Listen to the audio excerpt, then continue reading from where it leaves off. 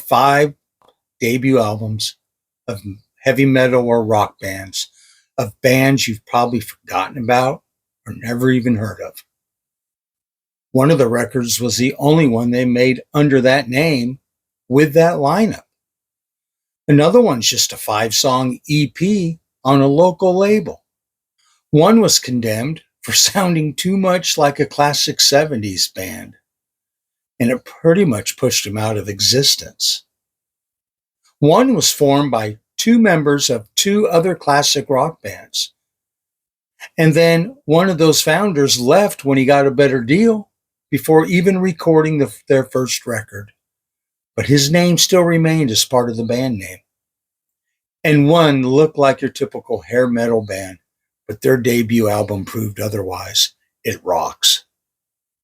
So please, stay tuned.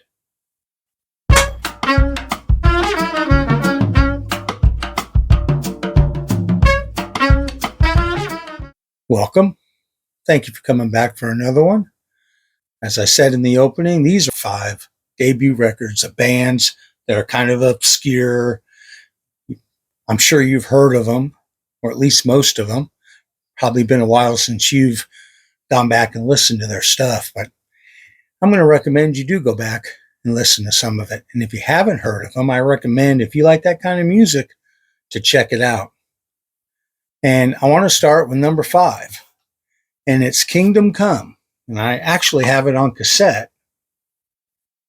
Kingdom Come, self-titled record from 1988. It was produced by Bob Rock and the lead singer Lenny Wolf.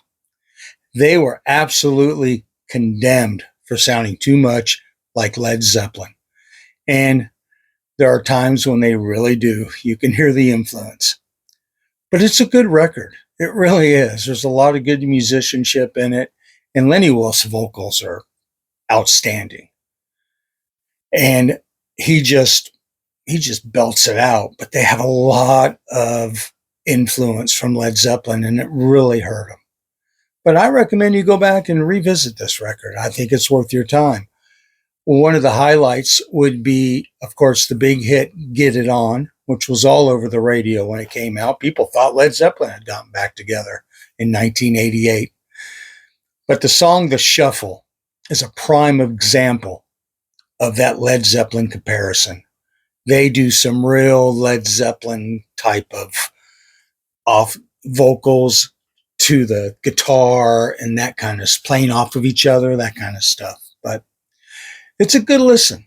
So I recommend you go back and listen to Kingdom Come, self-titled from 1988. And again, I own a cassette copy. I do not have it on vinyl, but go back and check it out.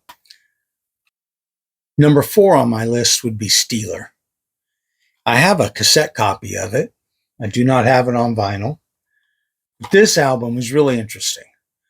It was produced by Mike Varney, who started Shrapnel Records, and Ron Keel had put the band together. And the band actually recorded a song called Cold Day in Hell that was on one of the Metal Massacre compilation albums they used to put out back in the early 80s.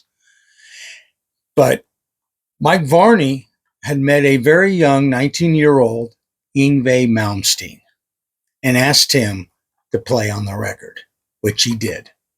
And this is the only album they made under this name with this lineup. After recording this record, Yngwie Malmsteen went on to record, I think, 2 records with Alcatraz before starting his solo career. But this album's a lot of fun if you like that early 80s metal when it was first starting to really get going. Cold Day in Hell, they re-recorded it on this record, and it's a really good song, but the highlight is the solo leading into Hot on Your Heels. It's incredible. It's amazing. I highly recommend, if you haven't heard this record, or it's been a while since you have, go back and check it out. If you're into the 80s heavy metal, Steeler. After this, Yngwie, like I said, he went on to Alcatraz for a couple albums and then a solo career. Ron Keel went on to form the band Keel, and I believe he kind of became like a country rocker in the 90s or early 2000s, but check out Steeler. It's pretty cool. Number 3 on my list Fastway, and I have it on CD. This was a band that was put together by Fast Eddie Clark of Motorhead and Pete Way, bass player and founding member of UFO. But prior to recording this debut album, which came out in 1983, Pete Way got an offer to go play with Ozzy, and he took it. So Mickey Shirley was brought in as a session bass player, and he played the bass on the record, but he was uncredited. David King, the vocalist, incredible vocal chops. Man, that guy could sing. And this is just a good bluesy rock record. Now, David King ended up going on when he was done with Fastway. I believe Fastway did the soundtrack to the movie Trick or Treat, the horror movie Trick or Treat, and they did another album, but this was their self-titled debut. But after he was done with this, David King went on to form Flogging Molly, the Celtic rock band, and had a lot of success with that. But the highlights, Easy Living, and my favorite, Say What You Will. Oh man, when I heard this on the radio when it came out in 1983, I'm like, oh, who are these guys? It's a great record. I highly recommend if it's been a while or if you've never heard it and you like that bluesy hard rock with that really high-pitched vocals, Fastway, baby. Check it out. Number 2 on my list is a band I don't know a lot about, but I remember buying the album back when it came out. I think it came out in 1984, and it rocks. And when you look at them on the back of it, you think they're a hair metal band, and they are, but it rocks. And that's Icon's self-titled debut record, which I do have on vinyl. I also have a copy on cassette. These guys, I mean, hair metal all the way, but don't let the looks fool you. This album kicks butt. It's really good. It was also produced by Mike Varney of Shrapnel Records. I think better produced than the Steeler record. I think he was getting better at it. So it's a good sounding record. And it's really, really good. Rock On Through the Night is one of the highlights, but my favorite is Killer Machine. I think that song absolutely rocks. So if you haven't heard of Icon, or if you've never heard the record, I highly recommend you go check it out. And I think you'd be pleasantly surprised. They don't sound like they look. Check it out, Icon. And my number 1 album I think you should go check out, and it's if you really like heavy metal with some great screaming. And I really like this record. It's an EP. There's only 5 songs on it. And that's Leatherwolf, Endangered Species. It was their debut. I have a copy right here on vinyl. It was on Tropical Records, I think. It was produced by Mark Abnett. It's a pretty well-produced record. It sounds pretty good, but man, it rocks. It's so good. Mike Olivieri, I think is how you say his name. His vocals are unbelievable.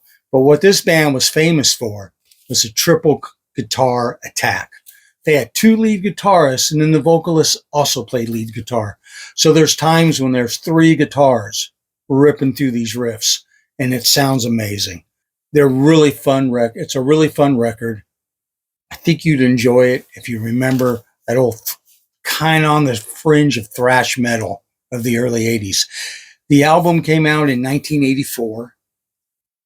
I think they were out at Huntington Beach, the area that I grew up in. And I highly recommend it. And I'm telling you, Spider on side 1 and Kill a Kill Again on side 2 are the 2 highlights of this album, especially Kill and Kill Again. It just rocks. So I highly recommend you go check out Leatherwolf's debut record, Endangered Species. I'm sure you can stream all these on YouTube, so check it out. And with that, that's 5 of bands you've probably forgotten about or never heard of, and what I think are really good debut records. If you have some I need to check out, please put it down in the comment. Let me know. I love to find new music, or more. Maybe you'll ring a bell and I'll say, oh, I forgot about that band, and I'll go back and check it out. So anyway, I thank you very much for coming back. Please like and subscribe.